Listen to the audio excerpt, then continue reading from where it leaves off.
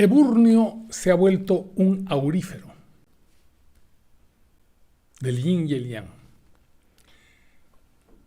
Acaba de leer una noticia donde los eurodiputados, y eso a él lo halaga y ya les voy a contar por qué, que los eurodiputados le han reclamado a Rusia acerca de un oro que le habría dejado Rumania, el reino de Rumania, allá en 1916, en custodia. Ahora, 100 años y tantos más tarde, dicen los eurodiputados con Rumania, junto a Rumania, devuélvanos nuestro oro. Entonces, lo que parece una noticia secundaria, de pronto Eburnio, que está alerta a todo, porque él debe tener su alma incaica, dice: ¡ah, Caracas! ¿Y dónde está el oro de Atahualpa? Del rescate de Atahualpa. Los poco informados dirán: está en España. Sí, pero no es así. Porque cuando se produce la República Española, en el año 1932, que hay unos años que se produce una república y la conforman los socialistas, los comunistas y los republicanos, los comunistas le mandan el oro español a la Unión Soviética. Y he ahí que el oro de Atahualpa, que había ido a España, ahora está, o a partir del 36, está en la Unión Soviética. De tal manera, y este es un consejo de Eburnio, que siempre está mosca a todas las situaciones que se puedan presentar, dice: si hay un juicio que le hagan la Unión Europea a Rusia por ese oro de Rumania, nosotros nos montamos en ese juicio y reclamamos lo que es nuestro. Con lo cual, sena quina, quedamos perfectos. Ahora, evidentemente, cuando llegue ese oro, bueno, ya veremos qué hacen los gobernantes, etcétera, los políticos, y es otra cosa. Pero de ser un tema histórico, un reclamo internacional, caro al alma indigenista de nuestros pueblos, va a ser un tema local, ¿no? Ya los políticos con sonrisas, promesas y tal se harán dormir ese oro. Pero por ahora es un tema de rescate histórico. De tal manera que podemos poner hashtag Putin devuélvenos nuestro oro, ¿no? O hashtag Putin devuelve el oro de Atahualpa. El tema de hoy es la toma de la Embajada de París y de Madrid.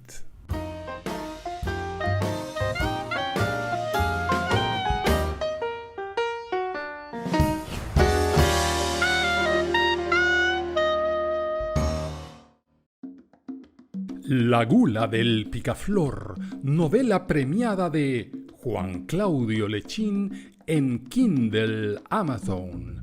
Un congreso hispanoamericano de seductores galantes y perversos sesiona en un lugar secreto.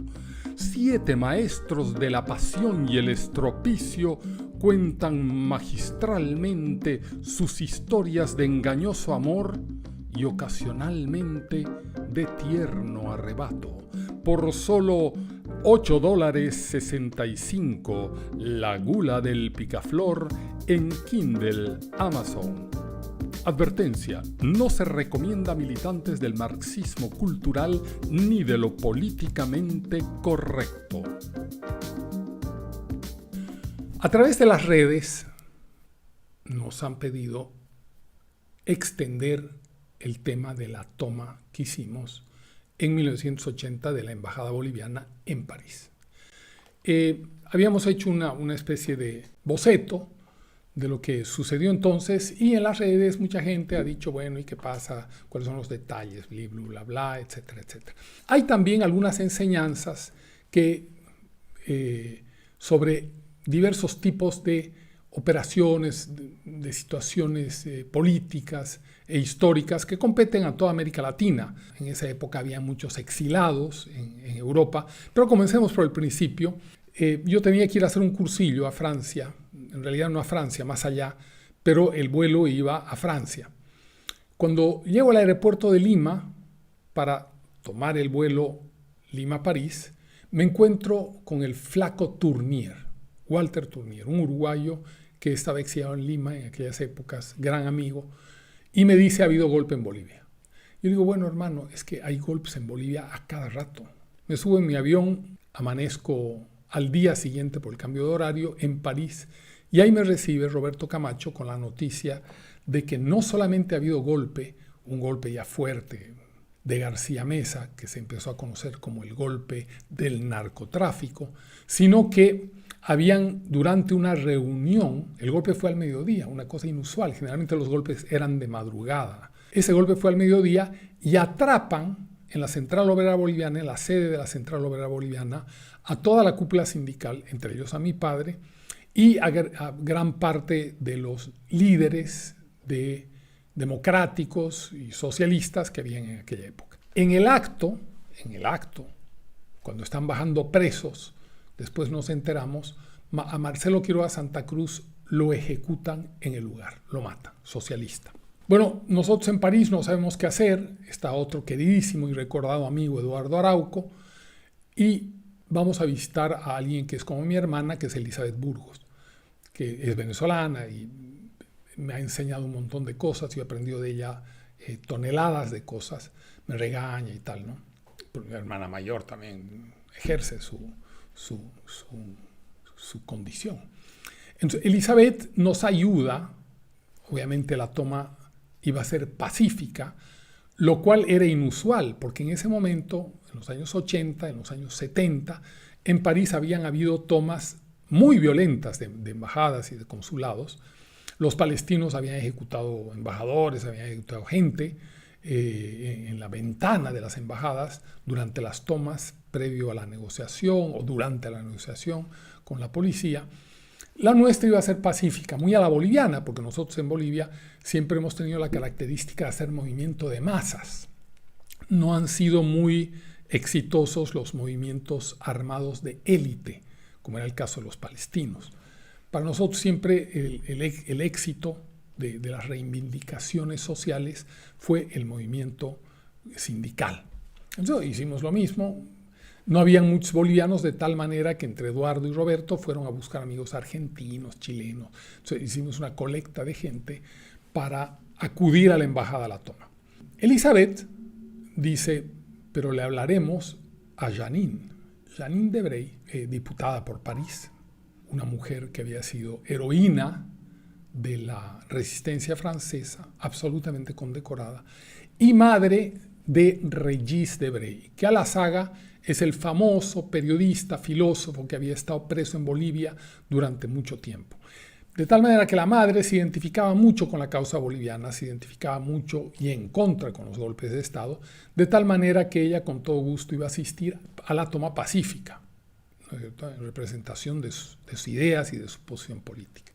Como acotación, Elizabeth y Regis son padres de una famosa escritora que es Laurence Debrey, que ha escrito libros fantásticos, entre ellos Hija de Revolucionarios, que es algo que se recomienda absolutamente leer, porque es una nueva generación hija de grandes revolucionarios que habían estado en Cuba, que habían estado metidos, que no sé qué, que Fidel Castro, pero ahí en persona, ¿no? Yo lo estudiaba y lo estudio, el comunismo a nivel mundial y el comunismo castrista.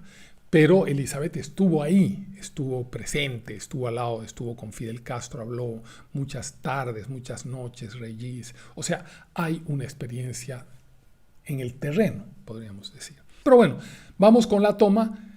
La Confederación Francesa del Trabajo me pide, en realidad más que me ofrece, hacer una conferencia de prensa antes de la toma. De tal manera que a las 7:30 había que ir a la Confederación Francesa del Trabajo, habían convocado prensa francesa, y yo ahí con 23 años, un imberbe, dando una conferencia de prensa, ahí parecía, ¿no?, un flaquillo ahí, todo un espagueti, hablando de cosas trascendentales y serias de la política internacional. De ahí nos vamos a la embajada francesa, que quedaba en la avenida Kennedy, y nos encontramos con los amigos. Además recuerdo otros grandes amigos, Juanjo Leñero, chileno, casado con Jimena Rojas, que sirvió de traductora durante toda la toma con la prensa y todo lo demás. Entramos a la embajada boliviana, toda esta turbamulta, ¿no?, pacífica, no queríamos romper nada, ¿no?, ensuciar las alfombras,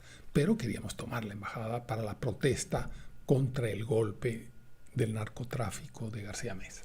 Entramos a la oficina de la mayor autoridad, que no era el embajador, porque desde el asesinato, unos años atrás, de lo que estoy contando, asesinaron al embajador boliviano Centeno Anaya en París. Centeno Anaya había sido un militar que había tenido que ver con la derrota del Che, de tal manera que ese asesinato, esa ejecución en París en 1976, al parecer tuvo algo que ver con ese hecho. Y desde entonces no hubo embajador, porque después fueron unos años muy irregulares en Bolivia. Se fue la dictadura militar, vino un gobierno, vino otro golpe, vino otro gobierno. Fue un merengue. Entonces, el 80 estaba de primera secretaria Miriam Paz Cerruto. ¿Quién es Miriam Paz Cerruto? Hija de un famoso presidente boliviano, Víctor Paz Estenssoro. Y obviamente la conocíamos desde siempre, nuestras madres habían sido amigas, etc. Cuando entramos al escritorio de Miriam, ella se sorprende, dice: chicos, hola, qué gusto verlos, ¿qué hacen aquí?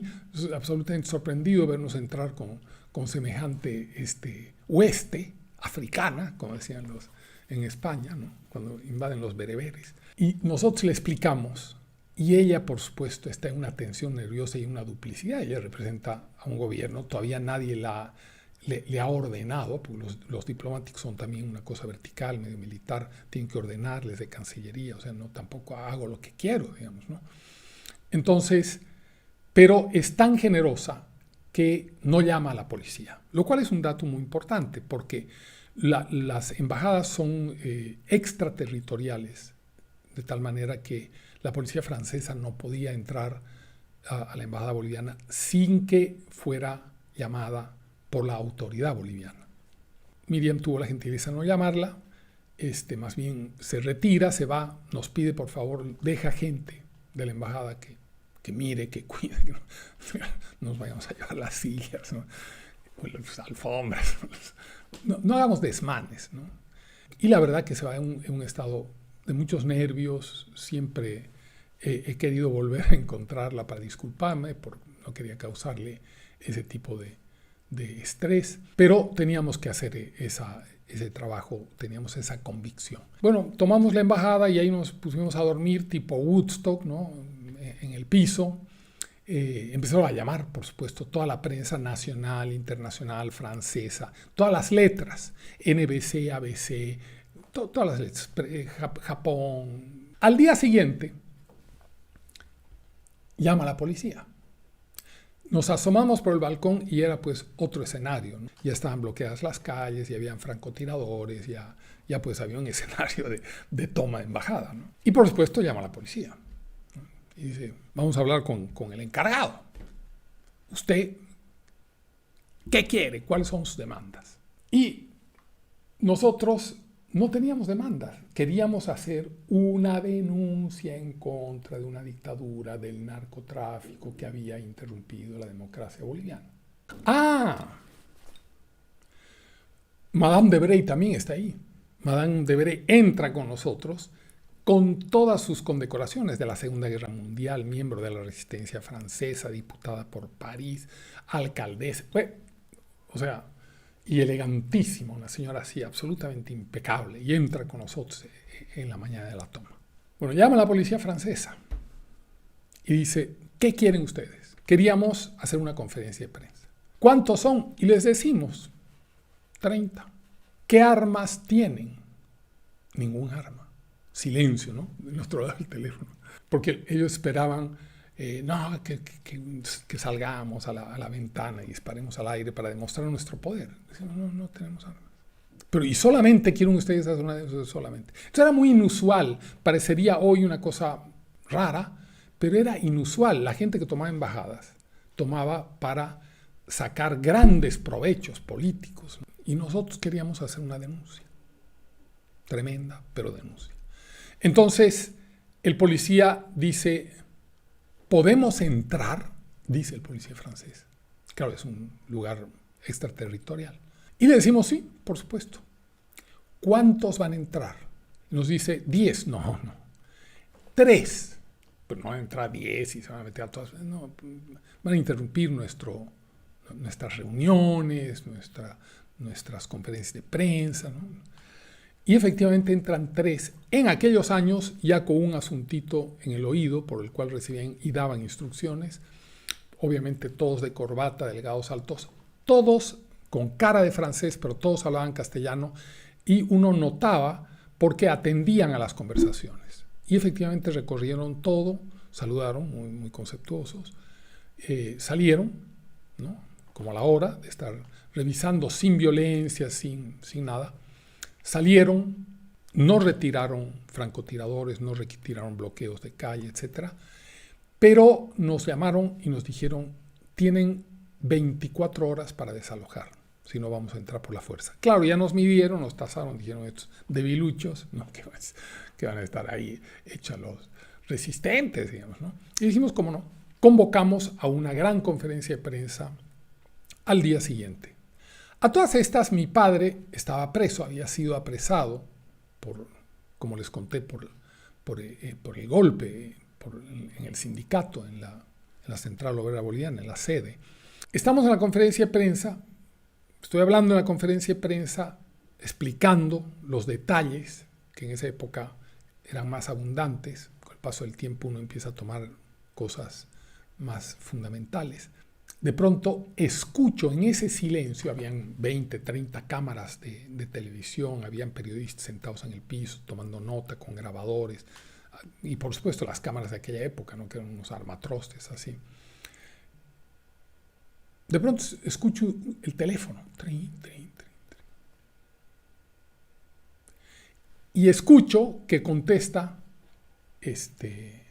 Jimena Rojas. Aló, aló. Sí. Hasta luego, dice. Le dice a Elizabeth en el oído algo, y Elizabeth viene y me dice al oído, enfrente de las cámaras, acaban de confirmar desde Washington que lo han matado a tu padre. Blank, total blank, ¿no? Entonces, digo, eso es todo lo que tengo que decir. Muchas gracias. Porque además ya habíamos planeado, nos habían llamado desde Madrid para que fuéramos a apoyar la toma de la embajada boliviana en Madrid. En realidad se volvió como reguero de pólvora. Tomaron la embajada boliviana en Venezuela para denunciar el golpe, tomaron la embajada boliviana en Bonn. O sea, esa acción de la embajada de París se volvió muchas tomas espontáneas en todas partes para denunciar ese golpe. Madrid, los compañeros bolivianos, los que estaban ahí, nos llamaron para que fuéramos a apoyar. Entonces, terminando la conferencia de prensa en París, me iba a ir a Madrid. Bueno, con la noticia de la muerte de mi padre, termino y al salir escucho a Jimena Rojas diciéndole a la prensa, acaban de confirmar el asesinato del compañero Juan Lechín Oquendo, frente a la prensa, ¿no? Su marido, Juan José Leñero, hasta hoy, nos lleva a la estación, a Roberto y a mí. Tomamos el tren a Madrid, llegamos a Madrid, dormimos toda la noche, llegamos a Madrid, a la embajada boliviana para la segunda toma, especialista en tomas de embajadas. Y nos reciben los compañeros bolivianos, muy amables, entre ellos Julio Aliaga, del MIR, muy amable, pero me pide hablar aparte y me dice, Juan Claudio, el ministro del Interior ha presentado a tu papá anoche por televisión, no ha muerto. Y ahí me entero de que mi papá no ha muerto. El ministro del Interior, vestido de militar, lo presenta a mi papá, que está preso, y en medio de las preguntas le dice, don Juan, su hijo ha tomado la embajada boliviana en París, pidiendo su cadáver, ¿cómo se lo mandamos? Hecho el simpaticón, digamos, ¿no? Pero ahí me entero felizmente que mi padre no había muerto. Entonces me dice, tu papá ha mandado a suspender la huelga general, estamos en desacuerdo con esa medida, por lo tanto te pediríamos que no participes en la toma, a pesar de que te hemos invitado, nos disculpamos. Yo le digo, claro, ¿cómo no? ¿Qué van a decir de mi papá? Nada, que es un gran compañero, pero que nosotros estamos en desacuerdo y que creemos que debe continuar la lucha porque bla, bla, bla. Bueno, ellos están en un hemiciclo, en una testera, sentados, con prensa, entre ellos la Folla de San Pablo, varias prensa española, estaba El País, estaba canales de televisión, revistas. Y yo me senté al fondo a un costadito, solito. Entonces, de pronto, el periodista de la Folla de San Pablo dice, ¿y cuál de ustedes es el hijo de Lechín? Y todos se quedan estupefactos, pero no fue mi culpa, yo no les quería sabotear la toma. Y el tipo se da cuenta, se da la vuelta, y Roberto, mi amigo, me señala así con un dedito, y se desarmó toda la conferencia de prensa de los compañeros, lamentablemente, la verdad que no quise que así fuera, y se vino la prensa a hablar conmigo y yo me disculpé, les dije, no, esta es conferencia de prensa de ellos, de la toma de ellos, estoy en tal hotel, Hotel Avenida, Hotel Central, no me acuerdo, y a partir de eso empezaron las llamadas, ¿no? para la toma. Pero así descubro que mi padre no está muerto. Con la toma de España, no termina ese capítulo, comienza otro capítulo donde vamos con Roberto a ver las posibilidades de la resistencia frente a la dictadura militar. Bueno, pero esa será otra historia con otras connotaciones. Eburnio, usted que está dedicado al dinero, se ha vuelto medio numismático, pero no quiere monedas de plata, así potosinas y macoquinas. Así. No, él quiere monedas de oro. Pero por lo menos despídase, hombre, con su pulsera.